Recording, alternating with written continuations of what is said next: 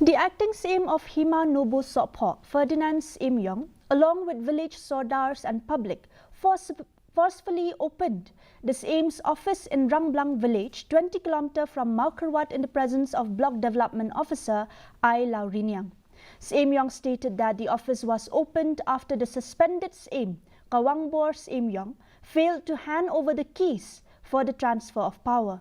He thanked the district administration for its support in sending a magistrate to witness the event and called for unity among the residents for the welfare of the Hima.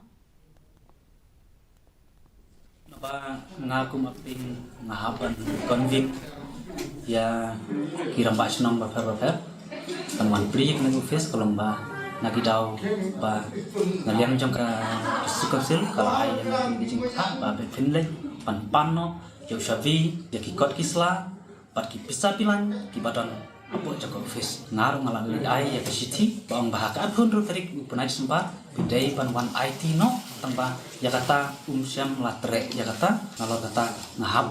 pan se pan ai ke jing tho sya ministre kana lai bisa ki usi in charge jong ka police department bat kat jong disi ngalai nak ta daw bau ke jing sim kia ke jong disi ru la pha ya ibri ba kini do dekat ah ke. The State Council of Science,